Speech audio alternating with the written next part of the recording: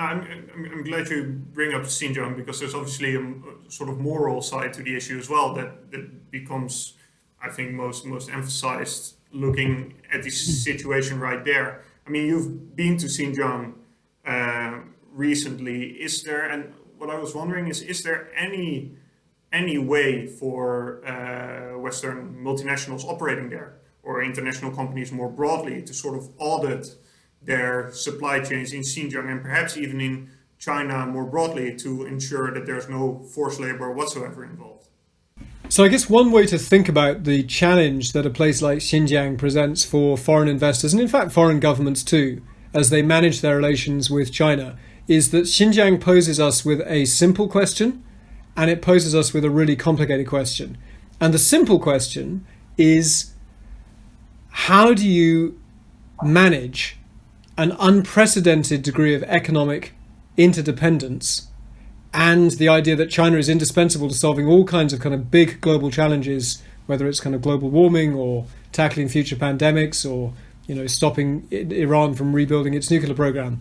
How do you manage your relationship with an indispensable China that in one corner of its territory in Xinjiang is behaving in ways that we in the West believe are wicked? How do you deal with a country that is at once indispensable and capable of acts of great wickedness? And I think you can see this in some of the kind of conversations we have about language. Any number of European parliaments have had debates about whether what is happening in Xinjiang is genocide. You've seen the American administration of Joe Biden picking up the language about what is happening in Xinjiang being genocide from the Trump administration and saying, at least the Secretary of State Antony Blinken saying that is his interpretation of what's happening there. There's an element of politics to that. There's an element of kind of, getting tangled up in the wordplay of what is genocide, what is not genocide. But I think that simple question lies at the heart of it, which is that most Western governments willing to look squarely at what is happening in Xinjiang recognize that if it's not genocide, it is certainly crimes against humanity, and it's certainly wicked. It breaks every kind of norm of how governments should behave that we thought we had kind of set in stone after World War II. What is happening in Xinjiang, particularly for Europeans, I think, looks much too close to what we saw happening in 1930s Europe for comfort. That kind of ethno-nationalist, religious, systematic discrimination and desire to kind of eradicate or dilute the culture, that kind of coerced assimilation of an entire people on the basis of ethnicity and religion, is something that Europe has a real problem with because it reflects Europe's own original sin, the Holocaust in crude terms, and also some European colonial sins that, whether you're Dutch or British or French or Belgian, the very worst things that European colonial powers did in their former empires are very similar to what is happening in Xinjiang, which is basically best understood as a colony of Beijing, ruled with significant repression. So that's the simple question, and I don't think anyone has an answer to it because it's too expensive and inconvenient to work out what to do. So you have the extraordinary scenario that you have the Secretary of State of the United States saying that Xinjiang is an example of genocide, the most serious crime that you can accuse any government of. And then at some point, we wouldn't be surprised to see Xi Jinping visit Washington and sign a climate change pact with President Joe Biden and go into the Rose Garden and, all wreathed in smiles, they've agreed some, agreement to phase out coal-fired electricity production or something. That would make all the sense in the world in terms of the rest of their relationship. But we've never tried that before in modern history. Since the end of the Second World War, where the kind of the cry of never again led to the creation of the United Nations, the creation of legal instruments defining something like genocide and outlawing it, we never imagined, I think, that Western democratic governments would find themselves having kind of detailed technical discussions with an indispensable partner and trade partner about things like climate change, that at the same time we were accusing of at least crimes against humanity and possibly genocide. So that's the simple question that China poses, that Xinjiang poses. There's also a complicated question, which is, if you're a company involved in China can you be sure that your supply chain is completely free of things like forced labor that are unacceptable to a large enough proportion of your consumers in the West that you have to start making some big business decisions? So if you're Volkswagen, which gets something like half of its profits in China, I think, and 40% of its revenues from China, and which has a joint venture plant in Xinjiang, largely because the Chinese government pushed all kinds of big companies to open plants in Xinjiang a few years ago just for the development of the West. So Volkswagen has this plant in Xinjiang. It's a public relations headache for them. If you're involved in things like cotton, it's a big problem. Clearly the supply chain, there's lots of evidence of something that looks like kind of coerced labor or non-voluntary labor. European governments that are making very ambitious promises to increase their renewable energy consumption and production, they can't do that without, among other things, solar panels from China. China absolutely dominates the world market in solar panels. A very large proportion of those solar panels, or at least the cells, the photoelectric cells, are made in Xinjiang. The basic raw material, quartz, the polysilicate, comes from Xinjiang. The energy, the large amounts of electricity that you need to turn that rock into the wafer that turns into a solar panel is using cheap coal-fired power from Xinjiang. So, our kind of benign desire to have more solar electricity, to have supply chains that sell cars in China, they run up against the complicated question of what is really, really going on with labor in Xinjiang. One thing I would say is that the reason it's complicated is because sometimes Western politicians, for example, they like to tell a simple story that all production in Xinjiang is tainted by the million people who are in labor camps or concentration camps. That's not actually what's going on. It's harder than that.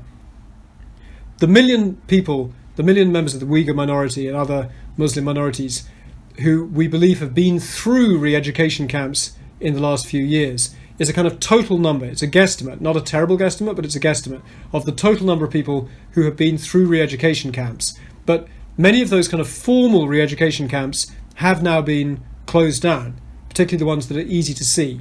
And what seems to have happened, and I've seen this for myself on the streets of Xinjiang when I went most recently in December. I went to a former re-education camp in the city of Hotan, which was used as a propaganda tour of look at this re-education camp. It's actually teaching Uyghurs to be good citizens. That camp is closed. What appears to have happened is that a depressingly large number of Uyghurs have gone into the formal prison system, accused of kind of criminal acts. And then another very large number are being pushed through poverty alleviation programs and labor transfer schemes, basically designed to turn rural peasants into useful industrial workers, either in Xinjiang or by sending them in kind of large groups to factories on the coast of China. And that's the really complicated part, because it's not quite right to call those forced transfer schemes re-education or labour camps or prison. It is, at least in theory, paid work, and at least in theory, those workers are volunteers. The problem is that if you look at some of the Chinese government's own literature describing the need for these labour programs and these labour transfer programs, they do talk about them as a scheme to improve and modernise the thinking of backwards Uyghurs who are prone to being kind of led astray by religious fanatics and extremists. And there are recent government documents, a white paper produced by the Chinese State Council last year, which said in kind of so many terms that the fact that some Uyghurs continue to resist labour transfer schemes is proof that their thinking has been infected by terrorists and separatists and extremists who are trying to convince them that these labour transfer schemes are bad for them and that they should stay on the land. So that's a kind of real red flag, that these so-called voluntary labour transfer schemes are clearly part of the same kind of desire to have coercive assimilation and a kind of gigantic social engineering program to kind of remake the thinking of Uyghurs and turn them into biddable, disciplined, useful industrial workers. And that is not genocide. That is not even a re-education camp. But if you're a Western company, a European company, and your supply chain includes factories run on that basis, that's really hard. And you asked a good question about the extent to which European companies can get their way out of this by setting in auditors. Well, one of the big problems is that China's desire to control the news that comes out of Xinjiang extends to basically making it almost impossible for some of the big international auditing companies to send inspectors to do their work in the way that they like to do, with unannounced visits to factories and real access, unsupervised access to workers. And so as a result, some of the very largest global companies that provide auditing of factories and supply chains for multinationals have basically said they will not work in Xinjiang under these conditions. So if you're a Western multinational, it's a nightmare. And just if you thought it was not hard enough, companies like H&M, the Swedish fast fashion company, famously discovered a while ago that if you then say, well, as a result of all of these pressures, we're not sure that we should take cotton from Xinjiang because we can no longer be confident about what's in the supply chain, you then get a gigantic nationalist internet sort of storm whipped up against you by the Communist Youth League, picked up by private sector Chinese internet influencers trying to, gain more followers, and you find yourself the subject of a semi-state organized, semi-spontaneous consumer boycott, because it's no longer enough for Chinese consumers for you not to criticize China. They wanted foreign fashion houses to say that they liked Xinjiang cotton and that they want to use Xinjiang cotton, at the same time as you have activists in the West saying, don't you dare use Xinjiang cotton. So you can see that this kind of complicated kind of tangle of competing political demands from your home market is an absolute nightmare for Western companies that can see all the growth in China and all the consumers in China, but they also know that they have to avoid tainting their brand back home. I do remember the images on Weibo of Nike shoes on fire. I think if you're a business boss, that must leave quite the impression. Yeah, although what's fascinating is that you can see that some things are more replaceable than others. So H&M makes T-shirts that you can, if you don't buy them from an H&M, you can buy them from Uniqlo. And so, probably H&M is still suffering. Nike, actually, their sales haven't done very badly because it turns out that if you're a kind of fashion-conscious Chinese youngster, there are Nike shoes that you really, really covet.